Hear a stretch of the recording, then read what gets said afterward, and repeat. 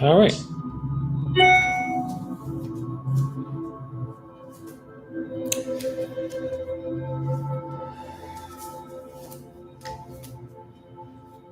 Oh, let's see.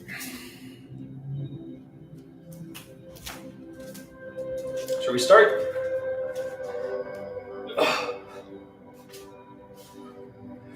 All right.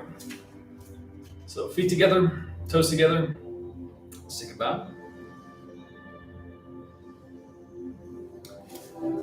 So again, we'll do a short warm-up so that we can jump into our detailed view of the 13 postures. So, right. So, feet shoulder width apart, knees bent, shoulders relaxed.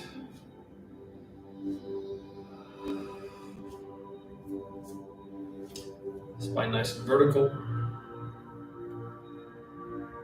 Just let everything flow into your feet, from the crown of your head through the spine into your feet. Breath is in the belly. And bend forward. Straighten the legs. Roll down. Just hang out.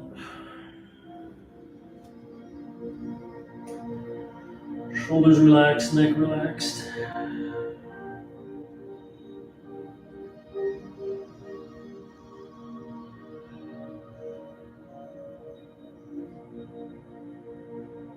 And back up.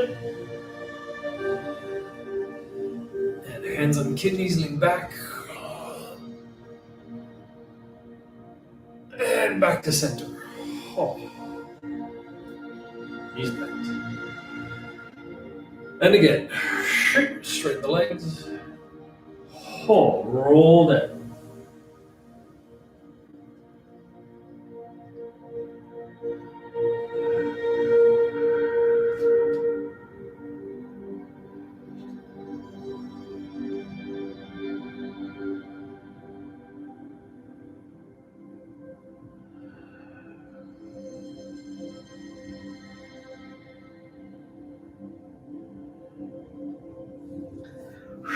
Come back up. Hands on kidneys, lean back. And back to center. Bend the knees, tuck in the hips. Let the blood settle back in. And again. Straighten the legs. Roll down.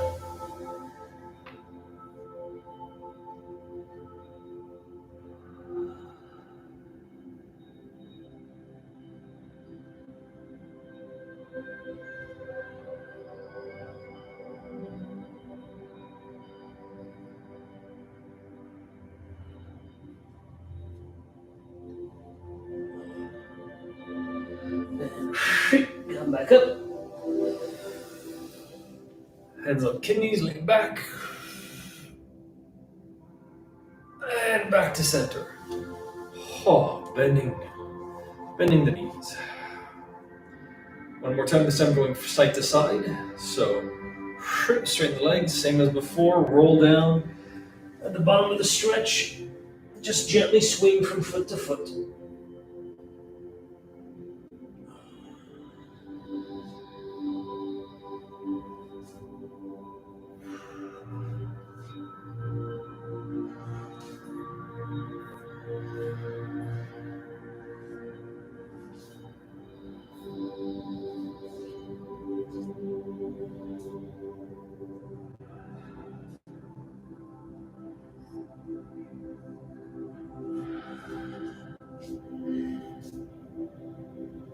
And back to center. And roll back up. Unrolling the spine. Hands on kidneys, lean back. And back to center. So knees bent, hips tucked. Nice and vertical. Now carry the tiger. Stretch up. Drop the arms to shoulder height. Open the chest. Rotate the shoulders. Squat. And turn the hands over. Settle down. Knees bent, hips tucked. And again.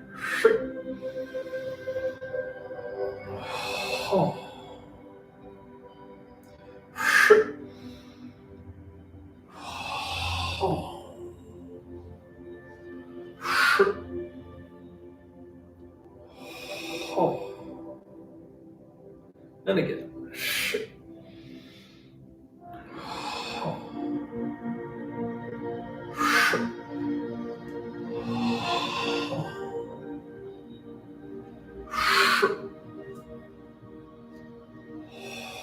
Let's do one more. Hold.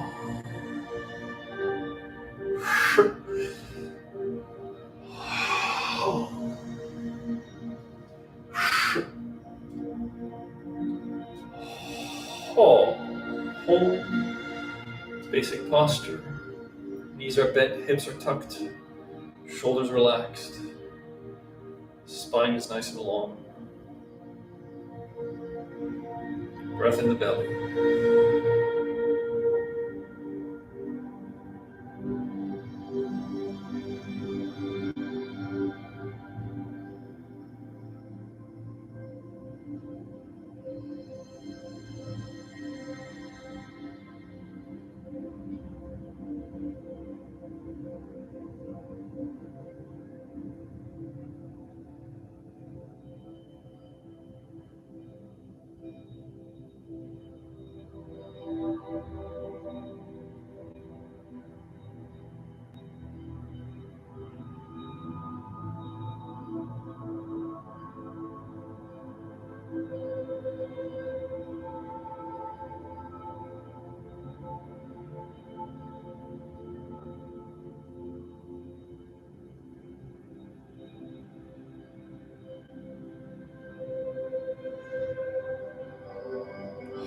Go and drop. Now play the pipa. So remember, shift to the left, turn to the right. And sweep down. Forehead to the knee, and then sweep up. And bring the toes to front. Shift, turn, and exhale.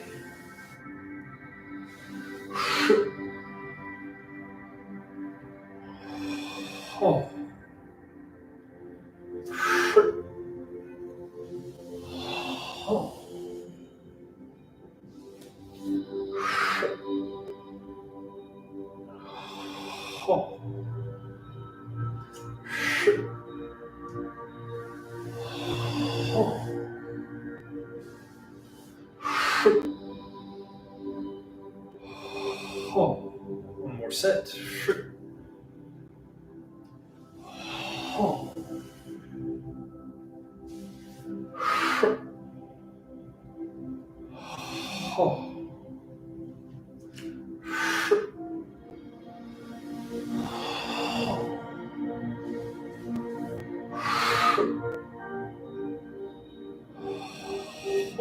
Back to center. Now horse stance. So white stance. Squat. And then push the knees apart so you get a nice stretch in the inner thighs.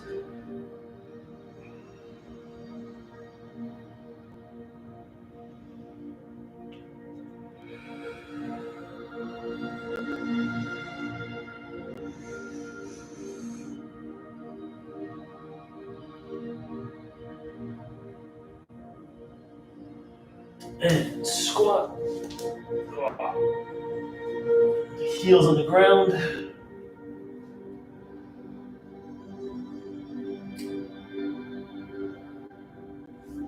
And shift.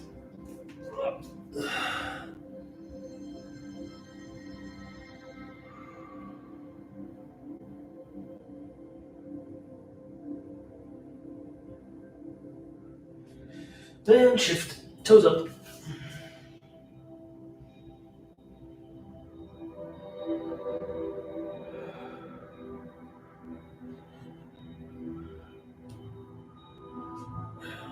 And shift.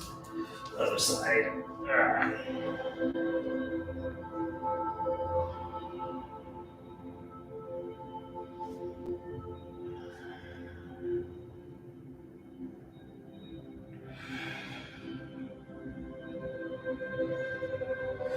And back to center. And walk the feet in.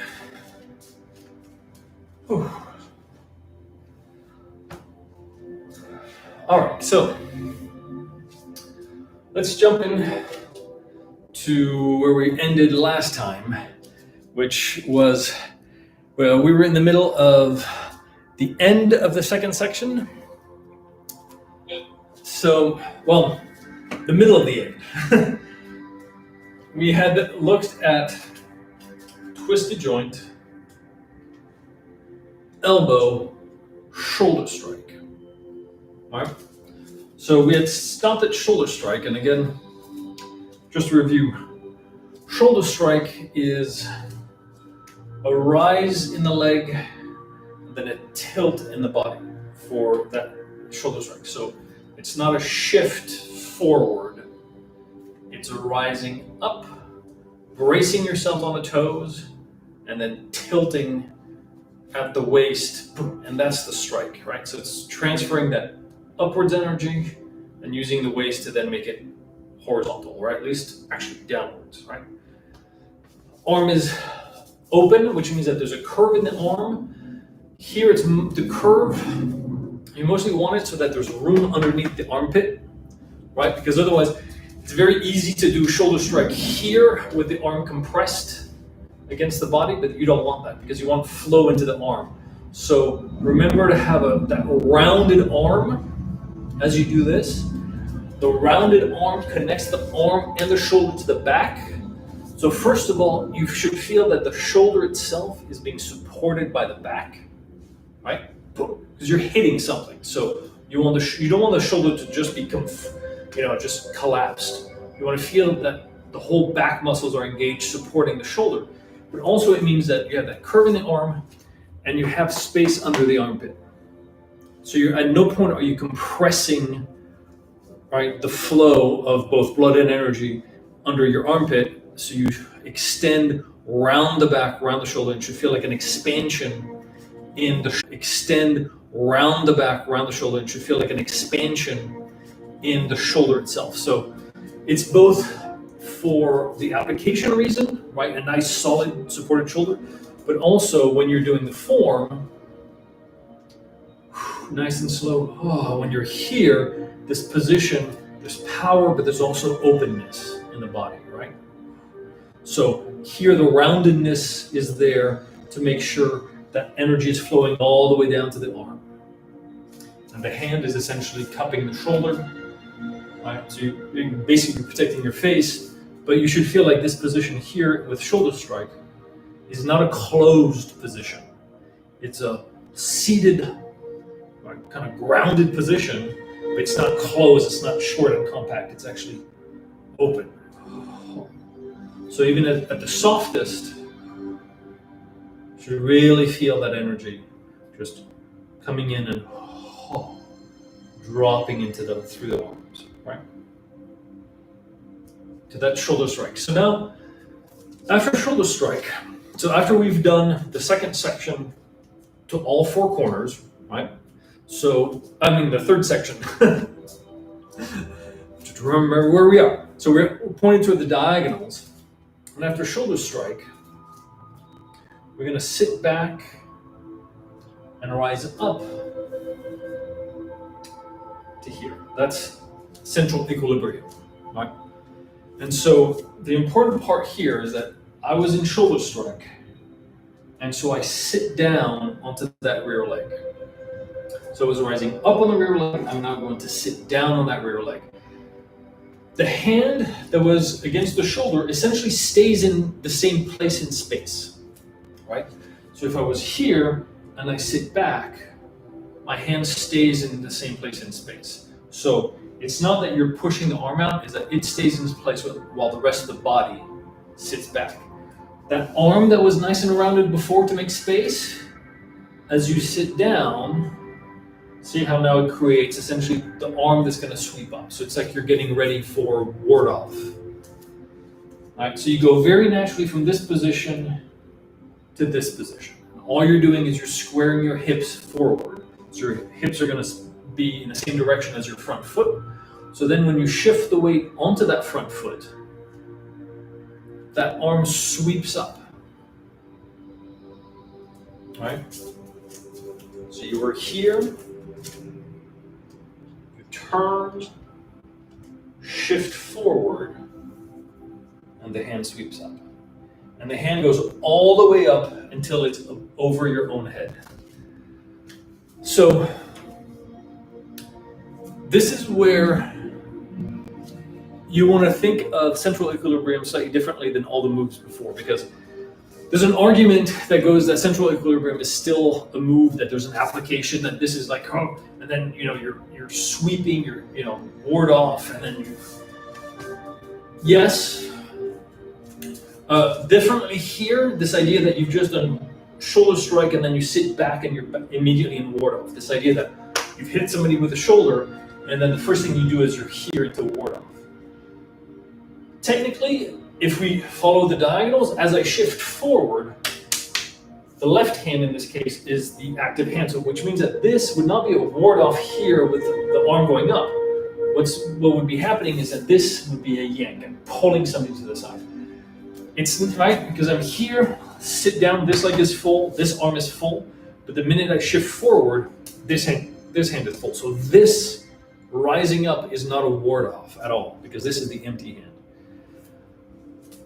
I think what is more important is to think of central equilibrium in connection to what central equilibrium itself represents, which is the vertical, the center line, right? The energetic pathway that connects heaven and earth. And in this particular case, central equilibrium is a point where we were going forward, and now we're going to start going backwards. So central equilibrium, in a way, is here we come to a stop.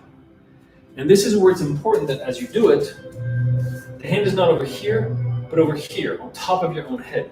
And what you should think of is that the palm, crown of the head, the body, and the foot, right, the well point that's in your foot, are all in line. And notice that here, if I'm on my right foot and my right hand is up, which sounds like it should violate the rules that we have. You'd think that we'd be here, right leg full, left arm full, but instead we're here. So what we're doing is we're actually activating the entire side. And that's why I'm saying that you should think of central equilibrium slightly differently. It's not an application. It's a moment where after we've done all of this, now we come back, we activate, in this case, the right side. We find that vertical, we come back to the center. All right? So this is an energetic position. And then from there, we step back and we go back into the applications. So there, you can look at central equilibrium as another application, but I think that would be missing the point of what it does energetically, the purpose of it energetically. And the purpose is to realign, to remind ourselves we've done all of this, right? We're like, and then it's like, no, remember, vertical line, connecting head and feet to heaven and earth. Realign yourself, then come back for the next move, right? I think it's more productive to think of it in that way so that you don't get lost doing 13 postures just like as this like moving the body through space, but it's also here it's reconnecting the body to heaven and earth, right? So you can just standing here, you can feel it. The whole right side of the body is activated. And then we're going to do on the left side when we do the other side. So each side is being activated, right, fully. And you can feel it. Okay? So that's central equilibrium. So the two important points is here, the sitting back and turning the waist. Right? And that's what puts you in the, and notice my hands barely have to move. Boom, I'm turning my waist. That's what puts me in the correct position. And then all I have to do is shift forward, cross the hands, rise up, and bring my hand over my head. My arm can be relaxed. I bring the toes in so that I can go fully onto that front leg, and I'm rising up onto that front leg. All right? So that's central equilibrium. It's a moment of breath, a chance to recenter yourself.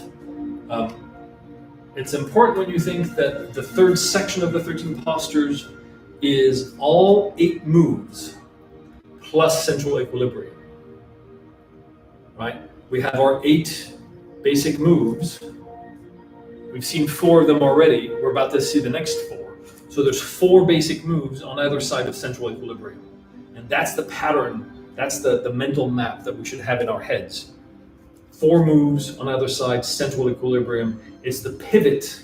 It's literally that pivot that connects heaven and earth that we are dancing around with our 8 energies, which is what the Bhagwa is. 8 energies and then the central pillar. Right? So first section we do 4, second section we do another 4, and then the third one. Yeah. So what's cool is that the 13 postures itself has within it elements of of philosophy. Like literally here we're mapping out the Bhagwa. We're mapping out, actually what we're doing is we're mapping out the Loshu map. Right? So there's all these old Taoist symbols that actually predate the yin and yang. They don't predate, they predate the Tai Chi symbol itself, right? The 2 swirls, black and white. So in the 13 postures, you're actually mapping out some of these basic principles of Taoism and of Tai Chi. So that's what's cool. That's what for me, central equilibrium is not an application. It's a pivot point. It's a return to center. Because around it are the 8 moves. So let's continue and let's see the next 4 moves. Because remember, the first 4 moves we saw, which is pluck, twist the joint, elbow strike, shoulder strike. Those 4 moves are kind of the minor moves. They're variations on the 4 main moves. On our Bhagwa, they would be in the corners, in the diagonals. Right? Because remember, each of those 4 is a variation on one of the main moves, which we're about to see. Remember? So let's get, it's actually fairly simple. The second half is fairly simple. So from central equilibrium, we simply step back and sit. Are we facing out back at the front? So if we started the form this way, right, we would go here to here to here to here. So that's the first 4 segments of the first section. And then we turn to here to here to here to here. And that's the second section, the 4 segment of the second section. And then we would turn to the rear diagonal this way. So we would be doing drag down, twist the joint, elbow, shoulder, central equilibrium. And now we're going back this way. All right? So technically we're facing that way, the rear diagonal. If we started here, the third section, so the first quarter of the third section is to that rear diagonal. Right? So if we start here, we turn that way. Central is... So in terms of directions, it's right, left, front, Yeah. back, right, left, front, back, Diagonal. right corner, left corner, Yeah. right corner, left corner. Exactly. So, which is why all the transitions are basically the same. There's only once that we don't do that repetitive pattern. So like you said, if we start here, it's 90 degrees, so to the right, to the left, 180, 90 degrees, 180. 90 degrees, 180, 90 degrees, 180. Here we do 135 to the diagonal, but then we do 180, 90, 180, then 135 back to front. So it's exactly the same. Each section is the same. It's always the same thing. Like you're saying, right, then left, right, then left. 90 degrees, 180. 90 degrees, 180. That pattern is repeated throughout. It's always going to be that. Right? There's only one place where instead of doing a 180, you do a 135. to the diagonal. But then you're back to. That's why when doing this, you want to remember that the fact that you're doing a square. You're standing on a square, and there's 8 directions, right? Forward, back, right, left, and then the diagonals of that square, and that's it. You're just mapping out those 8 directions. So in this particular case, we're along that back diagonal. So we've done shoulder strike, rise up, and then step back into ward off. And so all we're doing here is stepping back onto that left foot, sitting down and dropping into ward off.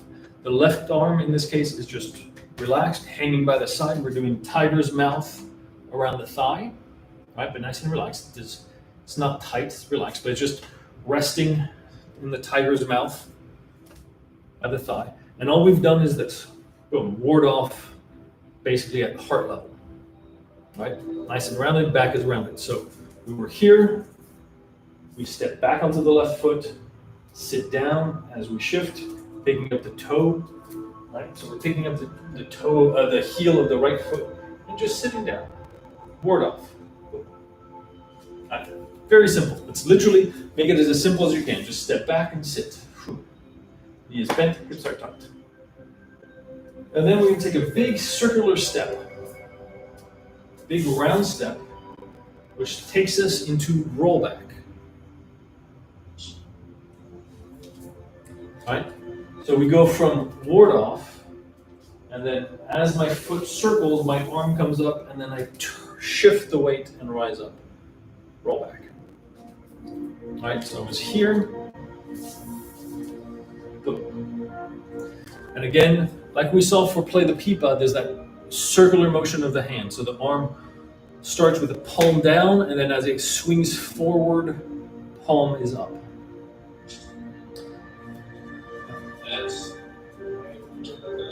From here, because your arm was down, so swing and up. And what you want, so the thing about rollback, it's not over here or over here. Rollback is specifically, power comes towards you, punch comes to your nose, and you're gonna turn and you're gonna deflect it. So you need to go only just past your own center, but no more. If you go too far, you're now throwing yourself sideways. So rollback is just right here, right? The deflection is right here, right there. Boom. Right? Just enough for a punch to be deflected, just enough to miss. All right, so there's that line of intent that I mentioned before. All right, so that line of intent is here. We do ward off from it, and then we do rollback. All right. So a little more, the arms a little more towards the front. Yeah. Body, waist turn is a little bit sideways. So before we've seen in play the pipa a full turn to the diagonal, right? But that's not what we want, because in play the pipa, that turn to the diagonal was a way of pulling, right? Of really sending that energy down and through. Here with ward off, it's just a deflection. We're not doing anything. We're not catching an arm. We're just deflecting. Power comes here and just deflected just enough that it goes and pass through. So that's why it's just rise up and turn. As small and gentle as you can make it. Rise up and turn. It's not, there's nothing fancy. We're not pulling on anything. Just there, right? So it's ward off, roll back, rising up. And then we're going to do another step back and sit down.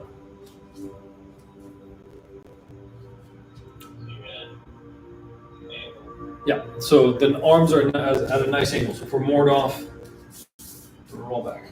Notice that we're always going to have this idea of a curve as being kind of our main architecture for the arms at all times, right?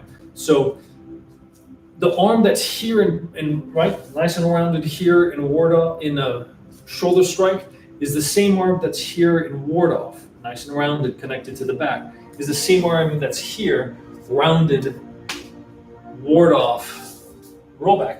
And here that arm has the same curve, it's just that it's pointed up, palm facing us, as opposed to here or here. But it has the same architecture. It always has that same curve. So the armpit is always open. The shoulder is always extended, right? So we're always going to have that same curve. And so you can always double check. Whenever you're doing the form, if you're not in that shape, it's because there's a reason, right? What should be deforming these basic curves is intent. You've now decided that I'm gonna, instead of being here, I'm gonna be here or here, whatever it is. But otherwise, it's this rounded back, curved elbow, and so you're creating this arc. Right? That's the arc that it automatically comes in, and that's your defensive. Right? It feels like if you were going to step forward and backhand somebody, just as you start that, you get that. Yep. That's the. Yeah, exactly. If you, like you were saying, so if you were to backhand somebody, this is the curve that you would have right before you have that final extension that turns into a strike. But it's that whole opening, so the whole arm is like a whip. Like, it's nice and relaxed. So that curve is there not just because it creates a structure, but also because it allows you to relax not just the shoulder, but also the elbow and the wrist. It's nice and long. Like, you feel like you can really just kind of work on lengthening that shoulder joint, lengthening that elbow, lengthen the wrist all the way down to the fingertips, and your arm is as long and as relaxed as possible. There's space under the armpit, there's space in the shoulder joint, in the elbow, in the wrist, in the hand. It's a long, kind of relaxed arm. But here, even keeping that length and that relaxation, that shape, right, has structure, has power behind it, because it's connected to the shoulder and to the back. So I don't need to have muscular tension in my arm in order to have strength here, because the structure itself is stable, right? So you want to go for the kind of nice and loose and relaxed shoulders and lengthen those arms, and it's here, and the arms just float up. Arms just float up. Hang the arms. Yep. You can feel the connection across. Yeah, exactly. So all of this comes from the back. The arms themselves, if you extend that shoulder, it allows the shoulder to be connected to the muscles in the back. So it's almost like your arm starts at your spine. That's the feeling you should have.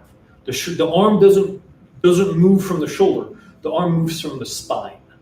It's that connection to the spine, right, that connects through the shoulder, through the elbow, through the wrist, into the hand. So that's that shape that we're having. It's not rounding the shoulder. It's connecting the shoulder to the spine. Now the arm, my hand, is actually connected to the spine itself, and the spine to the hips through the foot to the ground. So my hand is connected to the ground that way. So, where were we? Oh yes, shoulder. So, ward off, roll back. Now the next thing. So we're going to take a big step back, cross the hand just like the beginning, drop the elbows, little step, and push. All right, so this is just like the end of the first section of the 13 postures. It was before we did seal it closed here. Boom, same exact thing, except that we're here. We take a big circular step, sit back, release so we're pivoting the foot on the ball of the toes, So pivoting the foot on the toes, and then bring the hands in at the horizontal, drop the elbows vertical, and then rise up and push. And the one thing is here, I can move the feet. So if I'm here and I take a big step, I sit back, I release the foot. But here I it's not really a step, I'm going from being on my toes to my heel, so then I can rise up, roll the foot from heel to toes, and push. And again, the push is rising up, bracing myself with the front foot, and then transforming that upwards energy into horizontal energy through the shoulders. So it's not leaning forward, it's rising up and pushing. Right? And you never extend so much that you can't still tuck in your hips. So I'm not like going up here, I'm going here. Hips are still tucked. There's still a slight bend in that rear leg. Push. And then I simply shift the weight forward, turn the wrist, and press. And now here again, you want to think of the diagonals going through the body, because if you're here, if you've pushed and you shift the weight onto your front foot, then you know that your left hand is the one that's striking. So if you always think, okay, which leg am I? It's going to be the opposite arm that's going to be active, because we want this diagonal across the body. So in press, you're striking with the wrist. So if I'm sitting on my right leg, my left wrist is out, my right hand is supporting my left wrist. Right? So that's why you can always tell which one. Because notice this is different from the first time we did press. Press at the beginning we did here, where my weight was on the rear. So I had the same hand was in front as my front foot. But here we're doing this, the opposite. So we're going from here to here, here to here. You see how basically all I'm doing is I'm preserving the diagonal. How are you placing your hands? Is it so into hollow, or is yeah, it really down on the wrist? Basically, you want to match pinky to thumb, right? Because press is a strike with the right. That's why we turn the hand so that you create like a sharp wedge with the wrist, and you're going to hit with that wrist. So you want to support the wrist. So you're going to put your hand so that your pinky and your thumb touch. Kind of match, and so the palm is kind of there's actually a space between your palm and the angle of the wrist, right? So there's a slight like sit in each other. Yeah, interlock. Right. They're interlocked. You can make it nice and soft, but basically the backhand is supporting the wrist, because that's the point of impact. So that's where you want your palm to be right behind the fold of the wrist. So usually it's just pinky over thumb. But you don't have to line up the fingers. It can just be like this. But that's kind of what you want. Yeah, exactly. As long as your hand is supporting the wrist. Okay? So this is the test. After central equilibrium, we did ward off, roll back, push, and press. So those are the 4 main moves or main energies that we have. Pang Lu Anji, right? So Pang Lu Anji is literally the name of one of the push hands exercise, right? Because it's literally going Pang Lu An Ji. Which is exactly what we're doing here. Pang Lu An Ji. 4 main moves. All right. The 4 other moves that we saw at the beginning are variations on those 4 main moves, with central equilibrium in the middle, separating them. That's why I'm saying that central equilibrium is not an application, because it doesn't fit in our schema. It doesn't fit in our pattern, right? But it does fit in our Bagua. There's the 4 main moves that we just saw. Pang, ward off, Lu, roll back, An, push, Ji, press, or the cardinal direction in the Bagua, and pluck, elbow strike, shoulder strike, and twist the joint are the diagonals in the Bagua. Okay, that's how they match. That's how they fit in our system. Central equilibrium is returned to the center, right? It splits them. So, and then, we're here, right? Press, and then we just turn, and then do it again on the other side. Twist the joint, elbow, shoulder, up, right? Roll back, push, press. Then we do it again over there, and then we do it again facing the rear, and then right? just sit back, drop, turn this palm down. Yeah, exactly. So next class, yeah. Next class we'll look specifically at all the transitions because they're pretty important. So it's worth spending time just working on the transitions. But essentially, as a general rule, it's as simple as you can make it, right? So if I'm here and I want to go behind me, I'm just going to kind of relax my hands, step back, shift the weight so now my weight is on the rear leg, and my hands and my front foot are going to travel until my foot is now in the correct position. So in this case, pointing clear, and then shift, and then now I finish the move, right? So the important part is that shifting of the weight 100% to the rear foot, then the front foot, right? So the transition is a transition that actually is 100%. During most of our moves, right, all of this, we're usually 70-30 in terms of weight distribution, 70%, 30%. For the transition, you have to be 100% because the only way that you can be here and bring your toes safely so that they point in a new direction is if you're 100% on the other one and there's no weight on this leg, so you turn. So if my hands are here, I'm going to turn, bring the toes in, right? So it's less about the hands, it's more about the foot, right? I'm bringing the foot. The hands are simply staying in front of my shoulders. That's all I'm doing.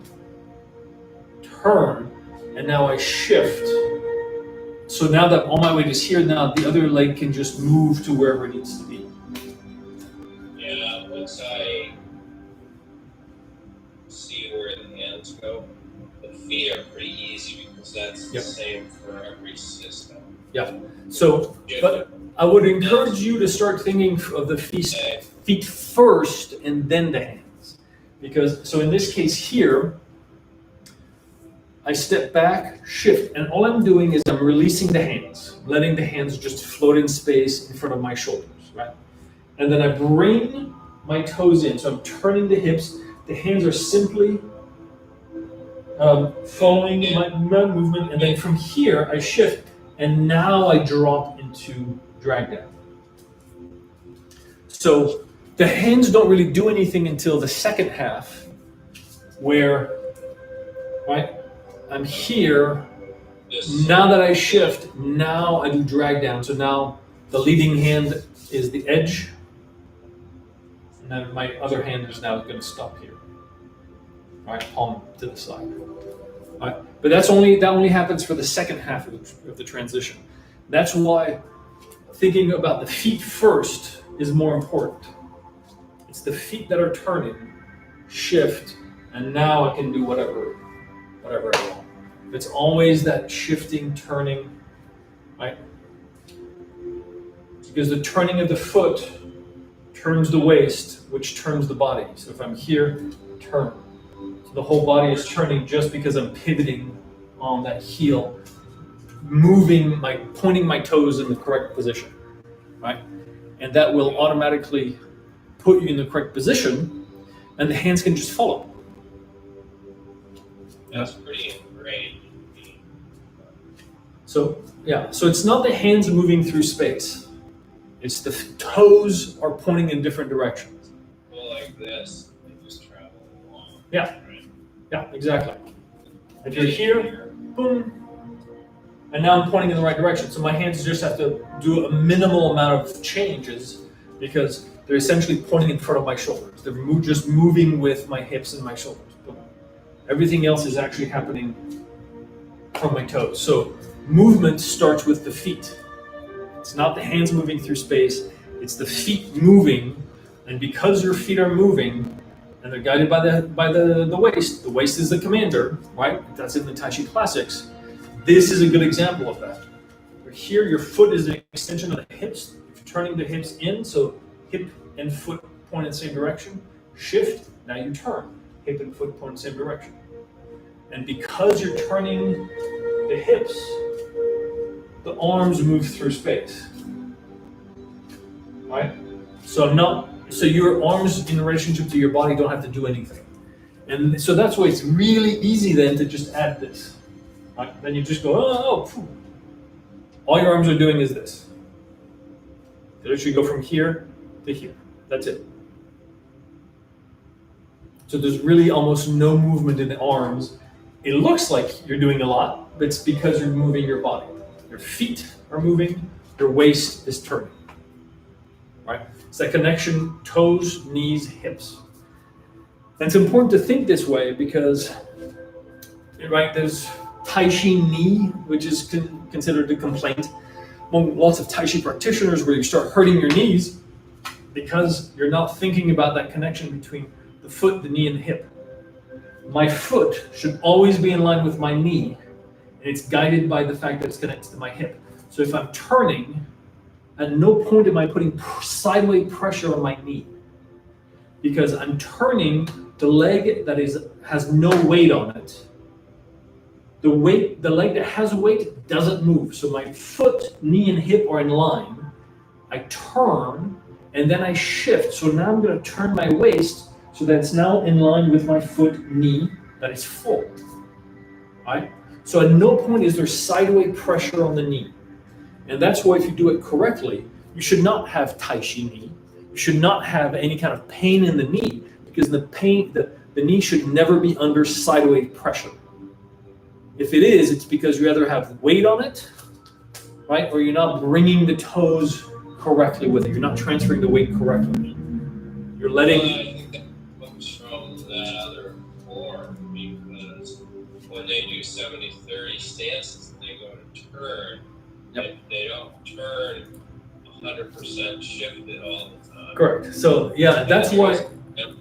Yeah, exactly. The public style violates this rule, and I think that's why a lot of people who practice the public style of the young style are the ones who are complaining of knee problems, because exactly that. If your feet are locked, and you try to turn, the only way you can turn is in the knees, because you're not fully transferring the weight onto one foot so that you can be in alignment. You never get in a tournament in this form. Yeah. Empty. Yeah. Again, in the Michuan style, you should never have sideways pressure on the knee.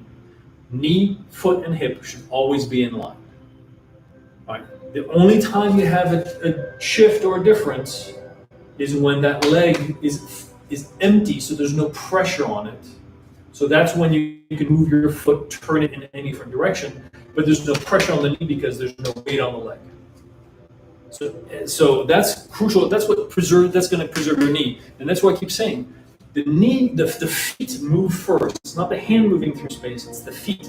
You're going to hurt yourself when you think of hands, and then you go like this, and your hands move first, and you leave your feet behind, and now suddenly your knees are torquing.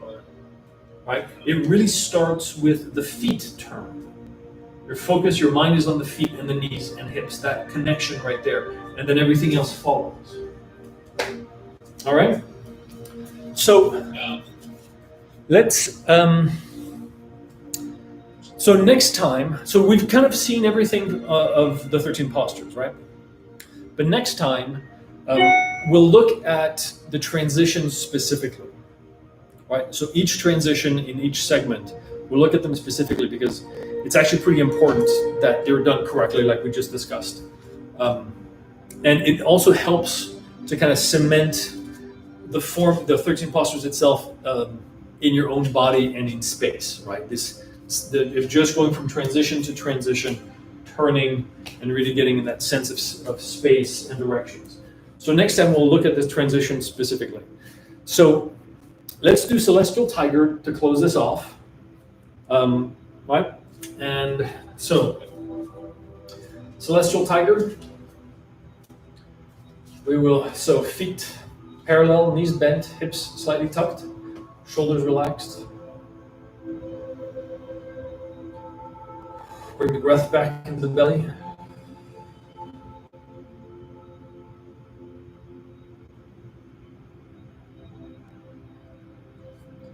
And raise the arms. Ho. Palms down, connected to the earth. Ho. Palms up, Connecting to the heavens. Oh. Pinky's pointing out. Oh. Circling the arms. Oh. Pointing up. Oh.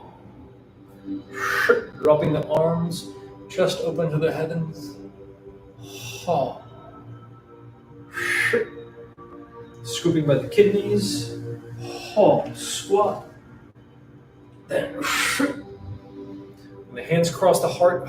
Oh. Exhale. Bring the hands over the head. Drop the hands. When they cross the heart. Oh. Exhale. Turning the hands. Oh. And again.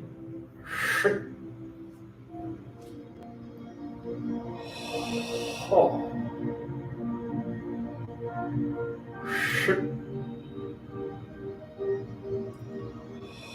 Oh.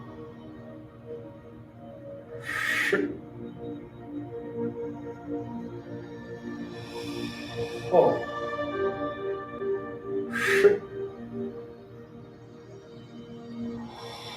Oh.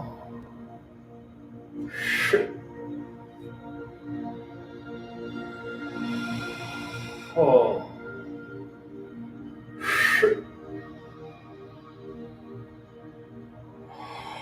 Oh.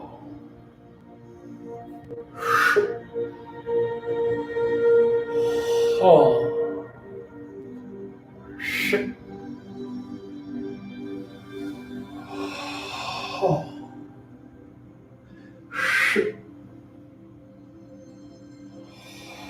Oh.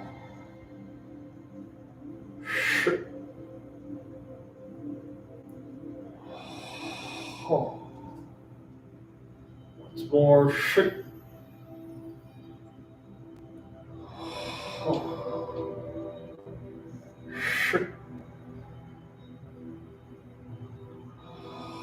Oh.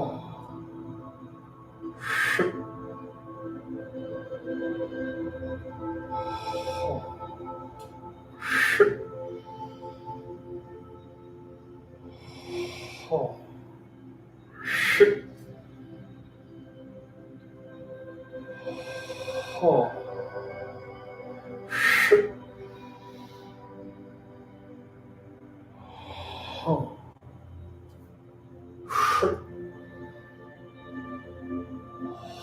Oh.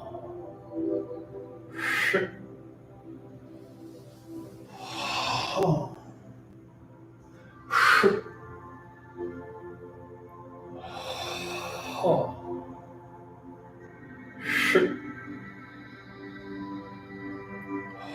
Oh. Fold the hands on the belly.